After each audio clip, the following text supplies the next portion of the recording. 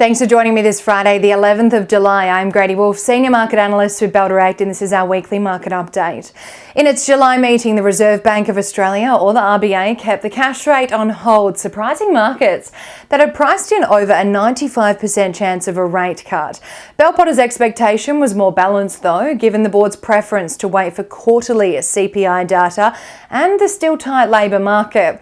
We now anticipate a rate cut at the August meeting after the inflation data is released. Bell Potter's base case remains for 4 rate cuts this year based on several factors: moderating inflation, a softening labour market to come with limited wage pressures, below trend economic growth and lagged effects of previous tightening. Additionally, weaker global growth supports the RBA's easing bias. We expect the RBA to adopt a measured, data-dependent approach, opting for gradual rather than aggressive rate cuts, as we have already seen with the surprise hold this week, and RBA Governor Michelle Bullock saying the RBA is set to nail inflation before cutting again to ensure another fight against inflation does not arise. Overseas this week, we had the end of Trump's tariff waiver on July 9, and the president was out to set the tariff narrative straight. No more delays. August 1 is a start date, and countries that don't have a trade deal with the US by then will face elevated tariffs on goods imported into the world's largest economy. Markets reacted negative earlier in the week, however moderated later in the week as hopes of trade deals being done boosted investor optimism. This week, the US president sent over 15 letters to countries indicating new tariff terms and amounts that will come into play. The common theme on a global scale is the resistance of central banks to make any drastic changes to interest rates, as the world waits to see the final impact of Trump's tariffs on both near-term and forecast inflation levels. Trump's latest tariff threats this week came in the form of a 50% tariff on copper imports and a 200% tariff on drug imports into the US. The price of copper has been on a run lately, there's no denying that, over the last year, primarily driven by the undersupply outlook for the commodity against its vital role in the green energy transition really driving demand outlook. Copper traders are rushing to reroute shipments to Hawaii and Puerto Rico, of all places, to cut delivery times as Trump's 50% tariff plans threatens to disrupt a profitable arbitrage trade. New York futures surged 25% above international prices, prompting traders to deliver copper to the US in any way, shape or form before the tariff takes effect, risking huge profits or even losses. This shift follows Trump's February tariff announcement, triggering a surge in US copper stockpiles while squeezing global supplies. Though shipments have slowed recently, large volumes are still headed to US ports, with inventories expected to reach 500,000 tonnes, mainly in New Orleans and Panama City. Traders are working around the clock to decide how to handle these shipments amid the uncertainty. And for healthcare producers outside the US, at a cabinet meeting, Trump announced that his administration plans to reveal a proposal soon regarding pharmaceutical tariffs, which could impose a 200% tariff on imported drugs.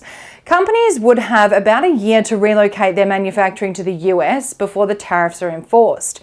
Although pharmaceutical companies are currently exempt from Trump's broader Liberation Day tariffs, he had previously hinted at potential new tariffs on the sector. If implemented, the pharmaceutical tariff could affect the $212 billion imports into the US received in 2024, making it the 5th largest imported product. Additionally, Trump revealed a 50% tariff on copper imports and hinted that further tariffs on items like semiconductor chips could come. CSL, Australia's heavyweight pharmaceutical company, has called on the Trump administration to target hostile nations that could weaponize pharmaceutical supplies instead of imposing blanket tariffs on medicines and allies. The company supported Trump's concerns but urged a focus on specific non-allied countries rather than broad tariffs up to 200%. Another week, another tariff threat update. Stay tuned for any further updates next week, but we do look forward to seeing the end of tariff news headlines and negotiations. Locally, from Monday to Thursday, the ASX 200 posted a mere 0.08% loss over the 4 trading days, as a near 4% surge in utility stocks offset weakness among staples, materials and REIT stocks. The winning stocks this week on the ASX 200 were led by Helia Group, gaining 9.87%, while Liontown Resources also added 9.18%. And lifestyle communities tumbled over 31% this week.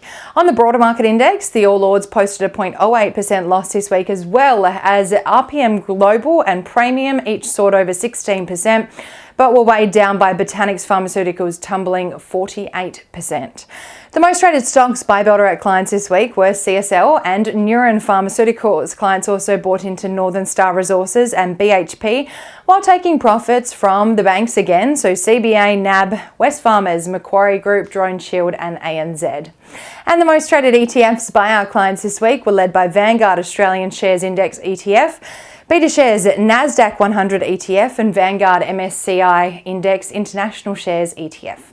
On the economic calendar next week, we may see investors react to Westpac consumer confidence data for July out on Tuesday locally, while overseas China's latest economic readings will give an insight into the recovery of the world's second largest economy. On Tuesday, China's GDP growth rate data, industrial production and retail sales will be released, with the market forecasting a decline in all three readings. And that's all for this week. I hope you had a wonderful week, have a wonderful weekend and happy investing.